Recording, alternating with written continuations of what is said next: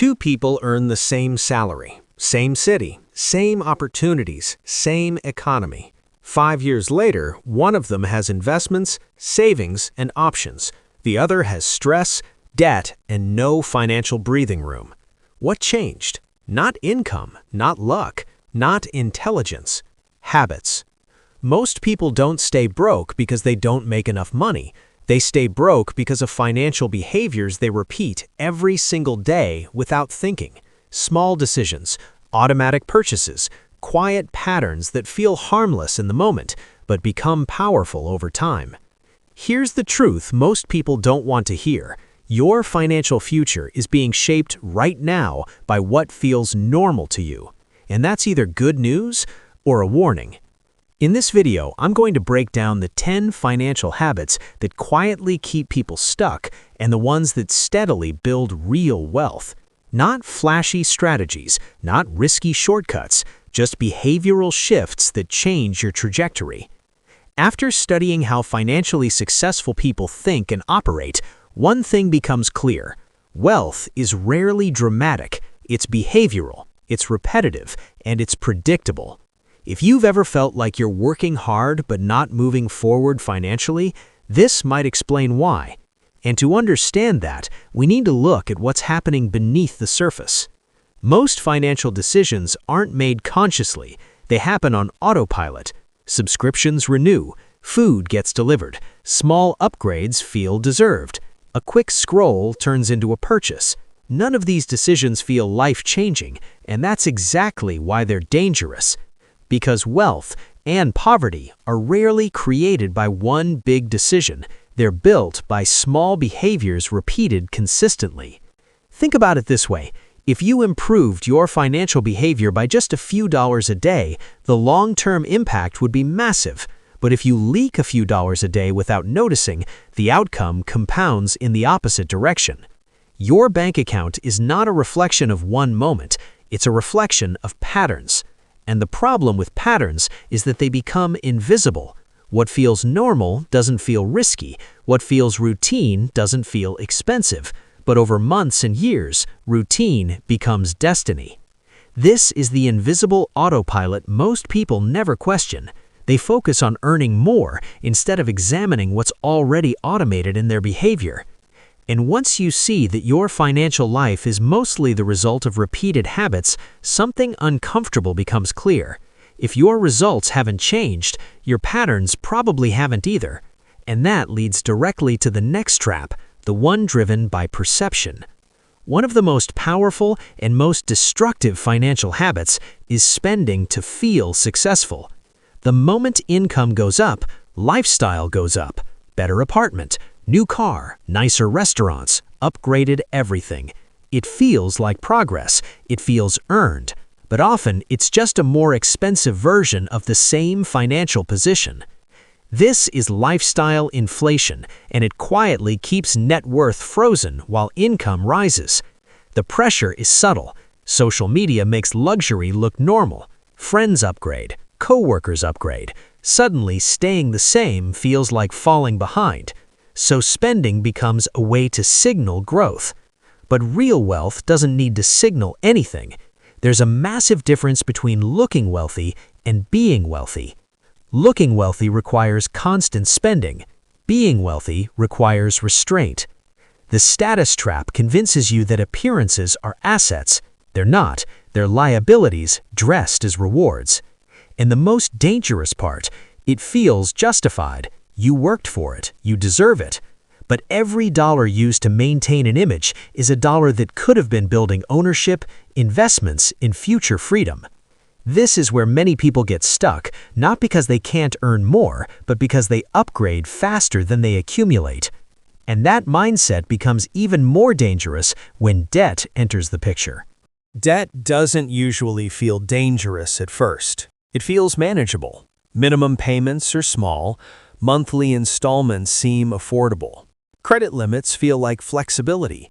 But the habit of paying the minimum trains something subtle. It trains you to survive instead of build. When you constantly carry balances, your money is working against you. interest compounds quietly, turning past spending into future obligations, and the longer it lingers, the more it limits your options. What makes this cycle dangerous isn't just the math, it's the psychology. When debt becomes normal, urgency disappears. Payments become routine. The pressure becomes background noise. And instead of attacking the balance, you adapt to it. That's survival mode. In survival mode, every financial decision is defensive. You're reacting instead of progressing. You're maintaining instead of expanding. Wealth requires offensive behavior, owning assets, investing consistently, building leverage that benefits you, but you can't play offense while you're constantly covering interest. Breaking this cycle isn't about shame, it's about shifting posture. Instead of asking, what's the minimum I can pay, you start asking, how fast can I eliminate this? Because until debt stops dictating your cash flow, growth stays restricted. And even once debt is handled, there's another trap that keeps people stagnant: mistaking learning for progress. We live in the most financially educated generation in history. Podcasts, YouTube channels, books, courses, endless advice about investing, budgeting, side hustles, passive income, and yet knowledge has never been more available, while financial stress remains common. Why? Because consuming information feels like progress. It gives you a dopamine hit. It feels productive. You watched the video. You read the thread. You understand compound interest. But understanding is not the same as implementing. You can watch 100 investing tutorials and still never open a brokerage account. You can know exactly how budgeting works and still never track your expenses. Information without execution creates the illusion of movement. Wealth is built through repeated action, not repeated exposure.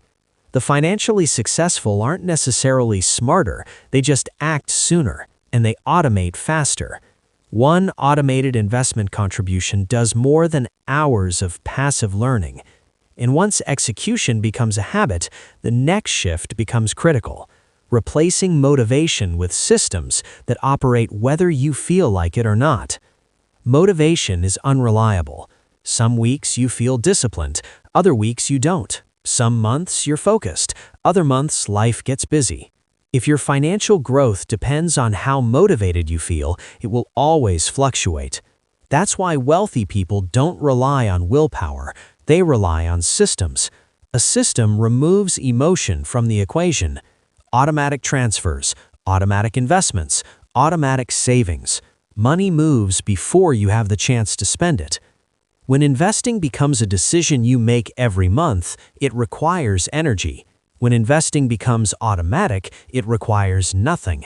And that changes everything. Discipline is powerful, but systems are consistent, and consistency is what compounds. The goal isn't to wake up every day excited about saving money. The goal is to create a structure where saving and investing happen whether you're excited or not. Once your financial life runs on systems instead of moods, stability increases. But stability alone isn't enough, because even with strong systems, many people stay focused on the wrong target: income instead of ownership. Most people are trained to focus on income, get the raise, work more hours, negotiate better pay, switch jobs for a higher salary, and while increasing income is important, it's only one side of the equation. Income requires effort. Assets create leverage. If your entire financial strategy depends on trading time for money, your growth is capped by hours and energy. There are only so many hours you can work. There are only so many promotions available. Assets change the dynamic. Assets produce income without requiring your constant presence. Investments, equity, ownership, these create momentum that doesn't stop when you clock out. The wealthy don't just aim to earn more, they aim to own more. And ownership compounds. Shifting from income-focused thinking to asset-focused thinking changes how you allocate every dollar. Instead of asking, how can I spend this, you begin asking, how can this grow? But even with that mindset, there's a powerful force that can quietly sabotage progress: your emotions. Money is emotional. We like to believe our financial decisions are logical, calculated, strategic, but many purchases are reactions. Stress triggers spending. Boredom triggers scrolling. Comparison triggers upgrading. A long week feels like justification. A bad day feels like permission. Spending becomes relief. The problem isn't the occasional reward. The problem is when emotions become the decision-making system, because emotions fluctuate daily, and if your finances fluctuate with them, stability disappears. At the same time, many people avoid financial discomfort entirely. They avoid checking balances, avoid tracking expenses, avoid investing because it feels complicated, avoid conversations about money because they feel awkward. But growth lives on the other side of discomfort. Budgeting may feel restrictive at first, investing may feel intimidating, cutting unnecessary spending may feel inconvenient. Yet every uncomfortable action strengthens financial control. When you pause before an impulse purchase, you build discipline. When you open that investment account despite uncertainty, you build confidence. Emotional control and discomfort tolerance are hidden wealth-building skills, and the people who master them gain a powerful advantage, especially over time, where patience becomes the ultimate multiplier. Wealth is slow at first. That's why most people quit. In the beginning, investing feels underwhelming. Contributions look small. Growth looks insignificant. Progress feels invisible. But compounding doesn't explode early, it accelerates later. This is where patience becomes a financial advantage. Many people understand compound interest mathematically, few respect it behaviorally. They invest for a year, maybe two, and when results don't look dramatic, they shift strategies, chase trends, or stop entirely. Consistency feels boring. Patience feels passive. But patience is leverage. As discussed in The Psychology of Money, long-term success in finance is less about intelligence and more about behavior sustained over time. The biggest returns often come from simply staying in the game. Time rewards consistency. The investor who stays steady often outperforms the one who constantly adjusts, and the longer you remain consistent, the less effort growth requires. Momentum builds quietly until suddenly it becomes visible.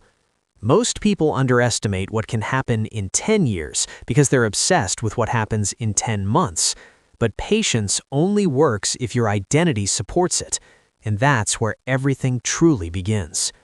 Every financial habit you've heard so far connects to one deeper layer: identity. If you see yourself as someone who is bad with money, you'll hesitate to invest. If you believe you're not disciplined, you'll expect inconsistency. If you think wealth is for other people, your behavior will quietly reflect that belief. Identity drives action. Most people try to change results without changing self-perception. They attempt to budget while still identifying as a spender. They try to invest while still identifying as someone who doesn't understand money. That creates friction. But when identity shifts, behavior follows naturally. Instead of saying, "I'm trying to save," you begin saying, "I'm someone who builds wealth." Instead of, "I hope this works," you think, "This is what I do." Small identity upgrades create powerful behavioral alignment. And once your habits, systems, patience, and identity align, financial growth stops feeling forced and starts feeling inevitable. Which brings us to the final piece: turning awareness into decision. At this point, you've probably recognized at least one habit that's been holding you back. And that's powerful, because awareness is where change begins. The difference between staying stuck and building wealth isn't dramatic. It isn't about one perfect investment or one lucky opportunity. It's about daily behavior, repeated decisions, quiet consistency. Every dollar you redirect toward ownership instead of impulse, every automated investment you set up, every moment you choose patience over reaction, you're shifting your trajectory. Remember this: You don't rise to the level of your financial goals. You fall to the level of your financial habits. So don't try to change everything at once. Pick one habit, just one. Audit your spending. Automate an investment. Attack a debt. Delay an upgrade. Start there. If this video helped you see your finances differently, subscribe to Next Level Money and hit the like button so more people can break these patterns too. Your future isn't decided by what you earn next month. It's decided by what you repeat starting today.